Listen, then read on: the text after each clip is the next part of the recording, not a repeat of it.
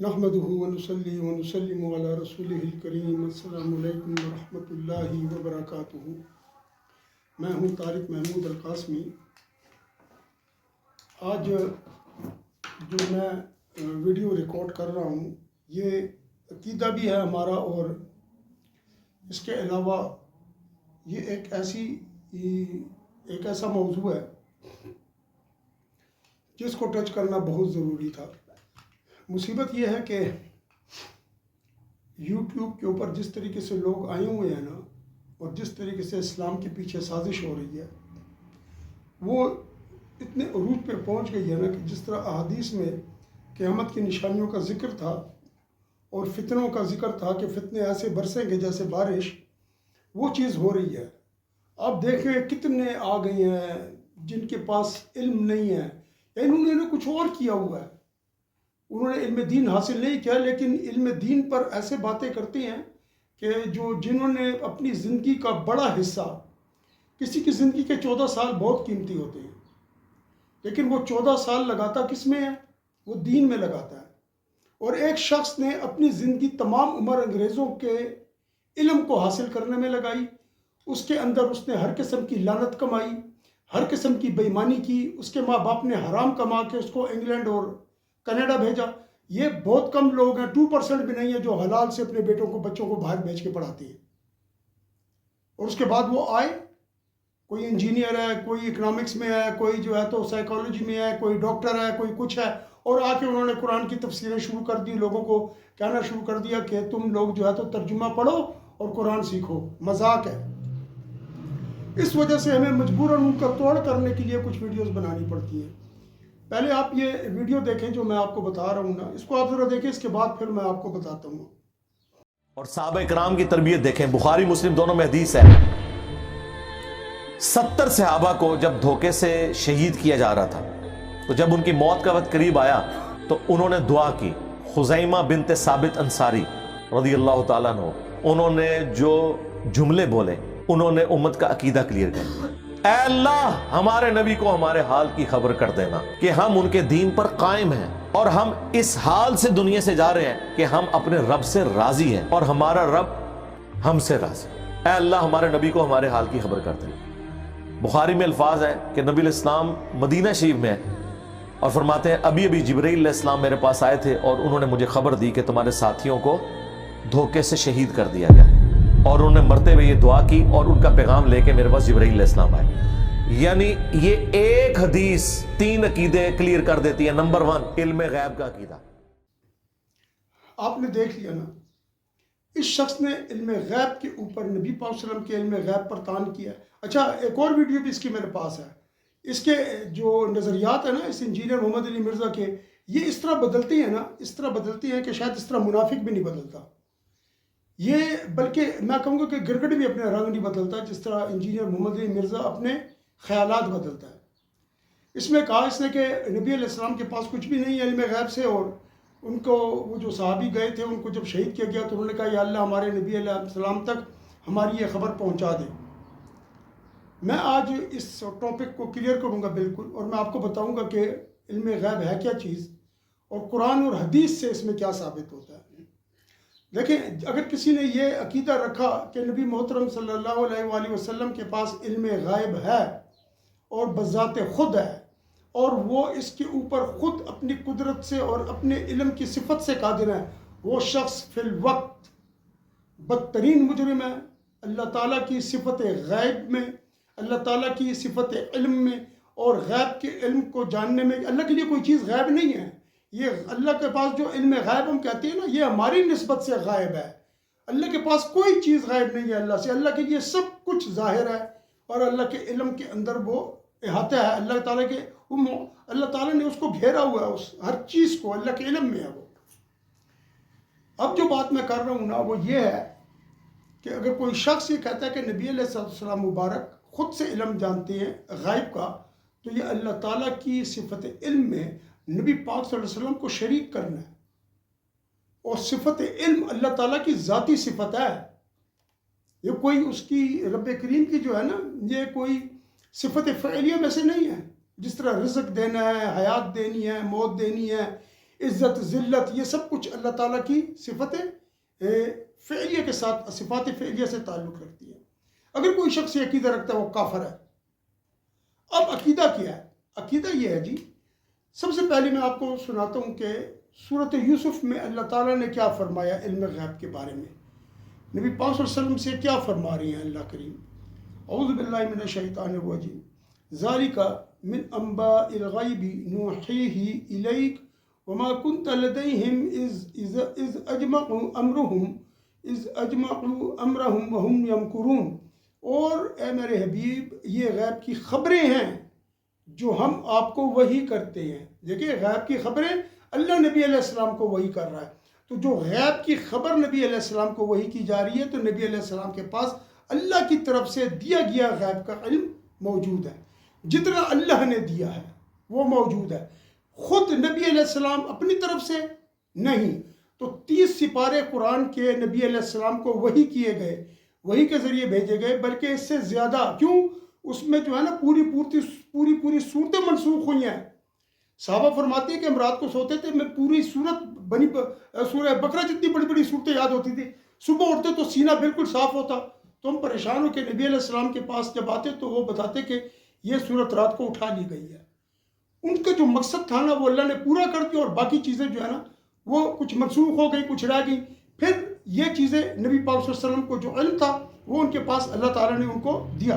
وما کنت لدیہم، اور آپ ان کے پاس اس وقت موجود نہ تھے کہ جب انہوں نے اتفاق رائے سے اپنے معاملہ پر اتفاق رائے کیا تھا، اور جب وہ لوگ سازش کر رہے تھے۔ یہ سورہ یوسف کی آیت نمبر 102 ہے۔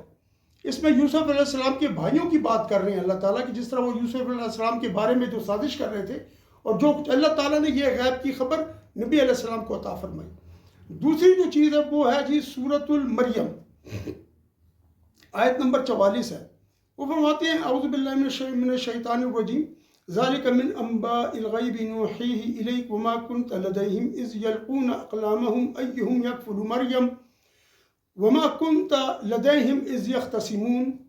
ترجمہ اس کا یہ ہے کہ اور یہ وہ غیب کی خبریں ہیں جو ہم آپ کی طرف وحی کرتے ہیں، اور آپ اس وقت ان کے پاس موجود نہ تھے جب وہ لوگ قلموں کے ذریعے قرآن اندازی کر رہے تھے، اور وہ اس بات میں جھگڑ رہے تھے کہ مریم کی کفالت کون کرے گا۔ اور جب وہ جھگڑ رہے تھے اس بات پر، تو اس وقت بھی نبی پاک صلی اللہ علیہ وسلم سے اللہ تعالیٰ فرما رہے ہیں کہ آپ ان کے پاس موجود نہ تھے۔ یعنی اب جو نبی علیہ السلام ہمیں یہ خبر دے رہے ہیں تو وحی کے ذریعے ان تک خبر پہنچائی گئی ہے۔ پھر نبی پاک صلی اللہ علیہ وسلم کو جو علم غیب کی جو صفت سے اللہ تعالیٰ نے علم غیب عطا کیا اللہ تعالیٰ نے اپنے فضل و کرم سے، اس کے ایک تو یہ کہ وحی کے ذریعے، اور ایک وہ ہے کہ جو وحی کے ذریعے نہیں ہے بلکہ اللہ تعالیٰ نے اس کو کشف یا الہام کے ذریعے سے نبی پاک صلی اللہ علیہ وسلم پر کشادہ فرمایا ہے۔ جس طرح آپ صلی اللہ علیہ وسلم کے لیے جو ہے تو اللہ کریم نے نجاشی کی میت کو اٹھا لیا تھا، اور تمام لوگ جو کھڑے تھے انہوں نے دیکھا کہ نجاشی کی میت اوپر ہوئی، اور ان سب کو دیکھتے ہوئے نبی پاک صلی اللہ علیہ وسلم نے ان کا نماز جنازہ ادا کیا۔ صحابہ اکرام بھی اس میں موجود تھے۔ اب یہ جو چیز ہے یہ پوری کشف کے ذریعے سے ایک علم غیب ہے، جو کہ نجاشی کا جنازہ ہے رحمۃ اللہ تعالیٰ علیہ کا، جو ملک حبشہ میں فوت ہوتے ہیں، اور وہاں پر ان کا جنازہ اٹھایا جاتا ہے، اور یہاں پر نبی علیہ السلام مبارک عرب سے، مکہ سے ان کا نماز جنازہ ادا کرتے ہیں اور اس کو دیکھتے ہیں۔ یہ کیا چیز ہے؟ یہ وہی علم غیب ہے جو کشف کے ذریعے سے دکھایا جا رہا ہے۔ یہ دو بتانے کے بعد آپ نے وہ جو سنا نا، اس نے جو حدیث بیان کی انجینئر محمد علی مرزا نے، اب میں اس کا پول کھول دیتا ہوں آپ کے سامنے کہ یہ جو ہے نا اپنے مطلب کی باتیں کرتا ہے، کبھی بھی اس نے وہ بات نہیں کی، اور بڑی تیزی کے ساتھ اس کا کیا ہوتا ہے جی، اس کے جو ہے نا خیالات، اس کے جو اوپینین ہیں وہ بڑی جلدی سے بدلتے ہیں، بڑی تیزی کے ساتھ بدلتے ہیں۔ یہ عالم تو ہے نہیں، اس کو جو کچھ مل جاتا ہے بول دیتا ہے، اس کے بعد جب یہ جا کر دوبارہ بیٹھتا پڑھتا تو ایک چیز اچانک اس کے سامنے آ جاتی ہے، پھر یہ اس کو لے کے آ جاتا ہے۔ تو ظاہر ہے کہ جب وہ چیز پچھلی چیز سے بدلی ہوئی علم ہوگا، وہ جو حدیث آتی ہے تو اس کا علم بھی بدل جاتا ہے، اور فوراً یہ اس کا جو ہے تو دوسرے طریقے سے وہ کر دیتا ہے۔ اب اس نے کہا تھا کہ وہ جو 70 صحابہ نے بات بتائی اور نبی علیہ السلام کو اس کو پتہ نہیں چلا، تو میں اب آپ کو ایک اور حدیث سناتا ہوں کہ جب یہ ہے غزوہ موتا کے بارے میں، غزوہ موتا میں نبی پاک صلی اللہ علیہ وسلم نے ایک لشکر بھیجا، اور اس لشکر کے اوپر جو ہے تو جن کو آپ صلی اللہ علیہ وسلم نے وہ بنایا سپہ سالار بنایا، ان کا نام تھا زید بن حارثہ رضی اللہ تعالیٰ عنہ۔ نبی پاک صلی اللہ علیہ وسلم نے ان کو کیا بنا دیا؟ اس پر سپہ سالار بنا دیا۔ تو نبی پاک صلی اللہ علیہ وسلم نے اس کے بعد کچھ وصیت فرمائی، جو صحابہ جا رہے تھے، 3000 کا لشکر تھا، تو انہوں نے کہا کہ اگر کہ زید قتل ہو جائے، یعنی زید شہید ہو جائے، تو جعفر رضی اللہ تعالیٰ عنہ علم سنبھالیں گے، جو جھنڈا ہے اور جو قیادت ہے، اور اگر کہ جعفر رضی اللہ تعالیٰ عنہ شہید ہو جاتے ہیں تو پھر عبداللہ بن رواحہ رضی اللہ تعالیٰ عنہ اس جھنڈے کو اٹھا لیں گے، اس کی قیادت سنبھالیں گے۔ اور ایک حدیث میں یہ بھی آتا ہے کہ اگر رواحہ بھی شہید ہو جائیں تو پھر تم اپنی طرف سے کوئی سپہ سالار چن لینا۔ تو اس میں جو ہے تو وہ گئے، پھر کیا ہوا؟ پھر یہ ہوا کہ یہ اسی ترتیب سے شہید ہوئے، جس ترتیب سے میں نے نبی پاک صلی اللہ علیہ وسلم نے بتایا نا کہ پہلے یہ پھر یہ، تو اسی طریقے سے وہ شہید ہوئے۔ جب وہ شہید ہوئے تو اس وقت نبی پاک صلی اللہ علیہ وسلم موجود تھے مدینہ منورہ شریف میں، اور آپ صلی اللہ علیہ وسلم نے جس وقت وہ شہید ہو رہے تھے، ایک رننگ کمنٹری کی طرح آپ صلی اللہ علیہ وسلم میدان جنگ کا نقشہ مدینہ شریف میں بیٹھ کے بتا رہے تھے، اور اس وقت نہ جبریل علیہ السلام وہی لے کر آئے تھے اور نہ ہی کوئی اور ایسی صورت تھی، سوائے 2 صورتوں کے۔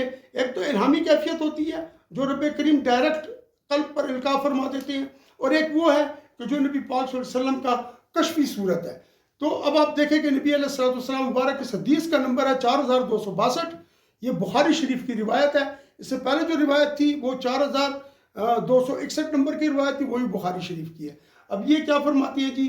ادھر بتا رہے ہیں کہ رسول اللہ صلی اللہ علیہ وسلم نے زید، جعفر اور عبداللہ بن رواحہ رضی اللہ عنہم کی شہادت کی خبر اس وقت صحابہ اکرام رضی اللہ تعالی عنہم کو دے دی تھی جب ابھی ان کے متعلق کوئی خبر بھی نہیں آئی تھی۔ آپ صلی اللہ علیہ وسلم فرماتے جا رہے تھے کہ اب زید جھنڈا اٹھائے ہوئے ہیں اور اب وہ شہید کر دیے گئے، اب جعفر نے جھنڈا اٹھا لیا، وہ بھی شہید کر دیے گئے، اب ابن رواحہ یعنی عبداللہ ابن رواحہ نے جھنڈا اٹھا لیا اور وہ بھی شہید کر دیے گئے۔ جب تینوں وہ جس طریقے سے ترتیب بتائی تھی اسی طریقے سے شہید ہو گئے، اور یہ رننگ مومنٹری ہو رہی ہے ایک قسم کی، آپ سمجھ رہے ہیں۔ آپ صلی اللہ علیہ وسلم براہ راست میدان جنگ سے وہ خبر دے رہے ہیں کہ جو وحی کے ذریعے بھی ابھی نہیں پہنچی، بلکہ اس کا کشف سے تعلق ہے یا الہام سے تعلق ہے، اور نبی علیہ السلام ڈائریکٹ دیکھ کر بتا رہے ہیں اور صحابہ اکرام کو بتاتے جا رہے ہیں کون کون شہید ہو رہا ہے۔ اس کے بعد آپ صلی اللہ علیہ وسلم فرماتے ہیں، اور نبی پاک صلی اللہ علیہ وسلم کی آنکھوں سے آنسو رواں ہیں۔ آخر میں نبی پاک صلی اللہ علیہ وسلم نے فرمایا کہ آخر اللہ کی تلواروں میں سے ایک تلوار خالد بن ولید نے جھنڈا اپنے ہاتھ میں لے لیا اور اللہ نے ان کے ہاتھوں پر فتح عنایت فرمائی۔ اس وقت مدینہ شریف اور جو جنگ موتا ہے یہ شام کے علاقے میں لڑی جا رہی ہے۔ اتنے دور فاصلے سے نبی مکرم صلی اللہ علیہ وآلہ وسلم اس کو ملاحظہ فرماتے ہیں اور اس کے بعد اپنے صحاب کو اس کی پوری اطلاع عطا فرماتے ہیں۔ یہ کیا چیز ہے؟ کیا آپ نے دیکھا کہ انجینئر محمد علی مرزا کی جو عقیدہ ہے اور جس طریقے سے وہ حدیثوں میں ڈنڈیاں مارتا ہے، اس کا کیا پتہ چلتا ہے اسے؟ بھائی انجینئر صاحب، اگر آپ کے پاس علم نہیں ہے تو کسی نے آپ کو کہا کہ آپ آ کر یہ فساد ڈالیں اور آپ آ کر جو ہے تو علم دین اور علم شریعت کی توہین کریں؟ کبھی آپ رافضی ہوتے ہیں، کبھی آپ قادیانیوں کے کہتے ہیں کہ وضو کے اعضاء چمکیں گے۔ پہلے آپ اپنی فکر کریں کہ اللہ تعالیٰ آپ کو کہیں دوزخ کے اس مقام میں نہ جھونکے جہاں پر کہ جو ہے تو آپ کے پاس کوئی اور ہو بھی نہ، آپ کو ایسی قیادت تنہائی میں مولا دوزخ کی رکھے کہ جس طریقے سے آپ نبی پاک صلی اللہ علیہ وسلم کی توہین کرتے ہیں اور نبی پاک صلی اللہ علیہ وسلم کی ہر جو اللہ تعالیٰ نے ان کو عزت، مرتبہ اور جو اللہ تعالیٰ نے ان کو ایک نورانیت بخشی ہے، آپ کی کوشش ہوتی ہے کہ آپ اس کے اندر کہیں نہ کہیں سے کوئی کمزوری پیدا کریں۔ اور نبی علیہ السلام مبارک کی شخصیت کامل، مکمل، اکمل، جامع، نور الہدا، اور وہ بھی ایسی کہ جو بے مثل بے مثال شخصیت ہے نبی علیہ السلام کی، کہ اللہ انہوں نے بے مثل بے مثال بنایا ہے، تو کوئی مائی کا لال ہے جو نبی علیہ السلام کی شخصیت مبارک اور ان کے جو مراتب اور مقامات ہیں ان کو چیلنج کر سکے؟ تو آپ منہ کی کھائیں گے، اور آپ نے منہ کی کھا لی ہے۔ نبی علیہ السلام کے ایک بہت ہی ادنا ان کے غلاموں کے غلام نے جو ہے نا آپ کی بوتھی پر جو ہے نا کالک مل دی ہے، یہ حدیث پیش کر کے آپ کو شرم آنی چاہیے، شرم آنی چاہیے جب آپ اس طرح کی حدیثیں بیان کر کے اور نبی علیہ السلام پر طعن و تشنیع کرتے ہیں کہ یہ دیکھیں جی یہ لوگ، ہم نبی علیہ السلام مبارک کے بارے میں ایک دن کا تو بہت بڑی چیز ہے، ایک ذرے کے برابر بھی اپنی طرف سے کوئی بات نہیں کہتے۔ اللہ نے ان کی عزت اتنی بڑھائی ہوئی ہے نا کہ ہم اگر کچھ بھی کہہ دیں ہم اس دائرے سے باہر نکل ہی نہیں سکتے، کیونکہ اللہ نے ان کو اتنی عزت دے دی، ہم کیا عزت دیں گے انہیں؟ جو اللہ نے ان کو عزت دی ہے ہم تو اسی عزت کو بس اپنے ہاتھوں میں پکڑ کر اور اپنے دامن میں سمیٹ کر اس کوشش میں ہے کہ ہم سے کوئی گستاخی نہ ہو جائے مرتے دم تک، اور ہم نبی علیہ السلام مبارک کی جو ہے نا کیا کہتے ہیں اس کو عزت و احترام پر پورے طریقے سے عمل پیرا رہے۔ اور قصیدہ برد شریف میں ایک بہت خوبصورت شعر کا ہے امام بوصیری نے، وہ شعر یہ ہے کہ نبی علیہ السلام مبارک کے بارے میں فرماتے ہیں کہ جو نصارہ، اس کا ترجمہ میں کر رہا ہوں، جو نصارہ اپنے نبی کے بارے میں کہتے ہیں وہ تم نبی علیہ السلام کے بارے میں نہ کہو۔ وہ کہتے ہیں کہ عیسیٰ علیہ السلام اللہ کے بیٹے ہیں اور وہ اللہ کی خدائی میں شریک ہے، یہ باتیں تم نہ کرو۔ ہم نہیں کہتے کہ نبی علیہ السلام نعوذ باللہ سے، ہم کہتے ہیں نبی علیہ السلام اللہ کے بندے اور سچے رسول ہیں۔ اور اس کے علاوہ وہ کہتے ہیں کہ جتنی بھی نبی علیہ السلام کی تعریف میں مبالغہ کر سکتے ہو وہ کرو۔ تو ہم نبی علیہ السلام کی تعریف میں جو مبالغہ کرتے ہیں ہم کیا کریں گے؟ اللہ نے ان کو اتنی عزت دے دی ہے کہ ہم مبالغہ کریں بھی تو اس مقام تک نہیں پہنچ سکتے جو اللہ تعالیٰ نے عزت دی ہوئی ہے۔ مقام محمود ان کا، شفاعت جو کبرا ہے وہ ان کی، آپ صلی اللہ علیہ وسلم کے محتاج اس روز انبیاء بھی ہوں گے۔ انبیاء کہیں گے کہ جاؤ نبی علیہ السلام کے پاس، ہمارے اس وقت کوئی اختیار میں نہیں ہے۔ اور پھر اللہ تعالیٰ نے اتنا بڑا مقام ہم اب کیسے دے سکتے ہیں نبی علیہ السلام کو؟ اگر ہم ان کی بہت بھی عزت کریں، بہت بھی توقیر کریں، ہم اس طرح کا کوئی مقام ان کو دے سکتے ہیں جو اللہ نے دیا؟ مقام محمود، شفاعت کبریٰ کا جو ان کا مقام ہے، ہم میں سے کوئی دے سکتا ہے ان کی امت میں سے؟ اور آپ نے جو کوشش کی ہے وہ اللہ تعالیٰ نے ادھر ہی ناکام کر دیا۔ اب میں آپ کو اگلی حدیث سنانے والا ہوں جی، اور اس حدیث کو آپ بڑے غور سے دیکھیں، اس حدیث کو آپ بڑے غور سے سنیں۔ وہ حدیث کیا ہے؟ حضرت عمر فاروق صاحب کے بارے میں، نبی علیہ السلام ہے نا، یہ حضرت عمر فاروق صاحب کا مرتبہ دیکھیں تو اس سے آپ اندازہ کریں۔ میں یہ حدیث تو سناتا اس لیے سنا رہا ہوں یہ اثر کہ آپ نبی علیہ السلام کا مقام کا اندازہ لگائیں اس بات سے کہ ان کا کیا مقام ہے، کہ جب نبی علیہ السلام کے جو ماننے والے ہیں حضرت عمر فاروق صاحب رضی اللہ تعالیٰ عنہ، اور وہ اس شدت کے ساتھ ان کو اللہ تعالیٰ نے ایک ایسا مرتبہ دیا ہے کہ وہ مدینہ منورہ میں ممبر پر کھڑے ہو کے جمعہ کا خطبہ دے رہے ہیں، اور جمعے کے خطبے کے دوران وہ کیا کہہ رہی ہیں؟ یہ حدیث روایت کی ہے جی، میں آپ کو یہاں سے سنا دیتا ہوں۔ یہ ہے الاعتقاد والہدایہ الی سبیل الرشاد، میں یہاں سے پڑھ کر دے رہا ہوں آپ کو۔ اس کے اندر فرماتے ہیں کہ حضرت عمر فاروق صاحب رضی اللہ تعالیٰ عنہ ممبر پر قیام فرماتے اور خطبہ دے رہے تھے کہ اسی دوران میں آپ نے ایک دم ایک آواز لگائی اور کہا یا ساریۃ الجبل، یا ساریۃ الجبل۔ تو آپ نے فرمایا کہ اے ساریہ، پہاڑ کو اپنے دامن میں لے لو، یعنی پہاڑ کے دامن میں چلے جاؤ، یعنی پہاڑ کو اپنے پیچھے کر کے اور پہاڑ کی پناہ میں ہو جاؤ۔ کہتے ہیں یہ ہو گیا تو اس کے بعد آپ نے پھر خطبہ شروع کر دیا۔ اب کیا ہوا کہ جو لشکر گیا ہوا تھا نا، اس لشکر کا ایک جو قاصد ہے وہ آیا، اور ساریہ رضی اللہ تعالیٰ نے جو ہے اس لشکر کے سپہ سالار تھے۔ جب آیا تو انہوں نے آ کر امیر مومنین نے ان سے پوچھا عمر فاروق صاحب نے کہ کیا بنا؟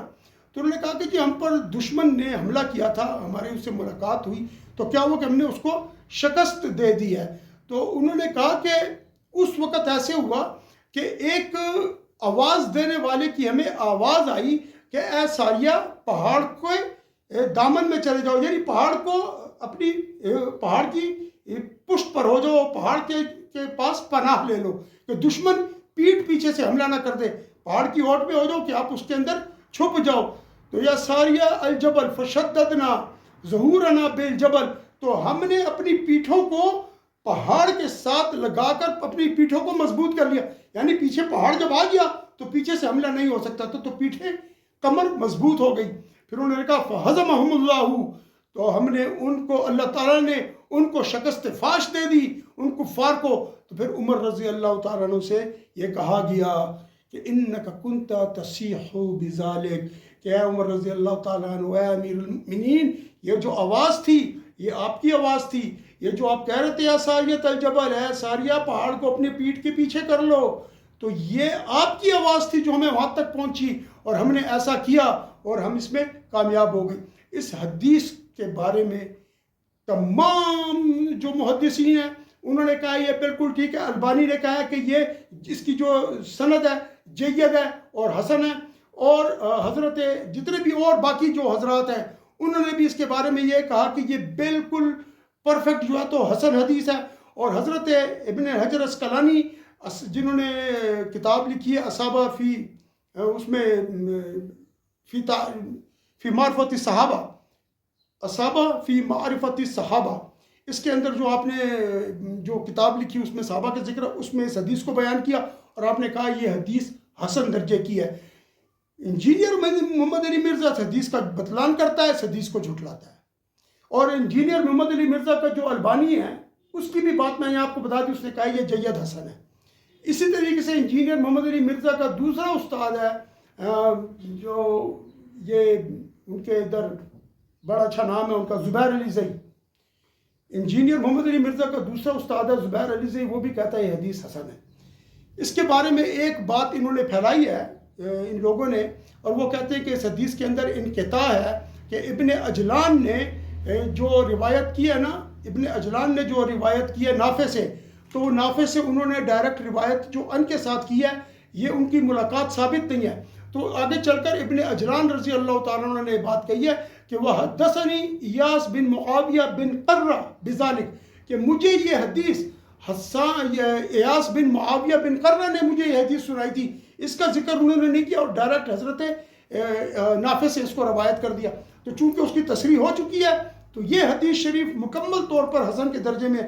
اس کے علاوہ اس کی اتنی روایات آئی ہیں کہ اگر ان کا مقام ذوق میں بھی رکھ لیا جائے تو وہ پھر بھی کیا ہو جاتا ہے کہ حسن کے درجے میں آ جاتی ہیں، حسن کے درجے میں داخل ہو جاتی ہیں. اور یہ حدیث تو بالذات جو ہے تو حسن کے درجے میں موجود ہے.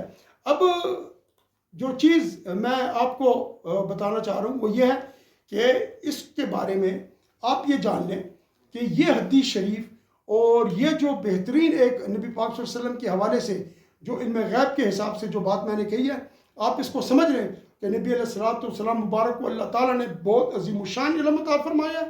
ہم وہاں تک ہماری سوچ بھی نہیں پہنچ سکتی، کیونکہ جو کچھ نبی علیہ السلام کو عطا کیا گیا اس کے ایک ایک ذرے کا حساب ہمارے پاس نہیں ہے.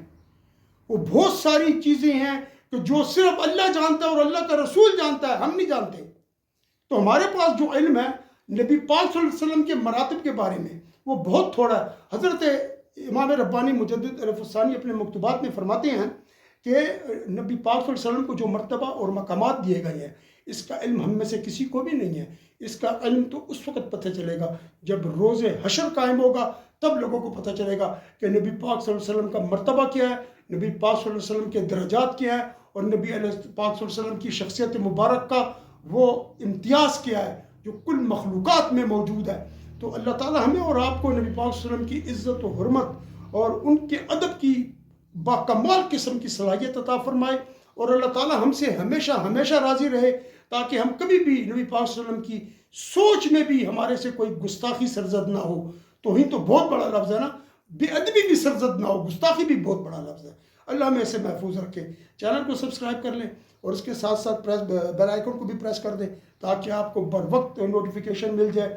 اور اس کے ساتھ ساتھ میں ان تمام لوگوں کا شکریہ ادا کرتا ہوں جنہوں نے اب تک چینل کو سبسکرائب کیا ہے. بڑی مہربانی. اللہ حافظ. وآخر دعوانا ان الحمدللہ رب العالمین وصلی اللہ تعالی علی خیر خلقہ ونور عرشہ محمد وعلی آلہ وصحبہ اجمعین برحمتک یا ارحم الراحمین.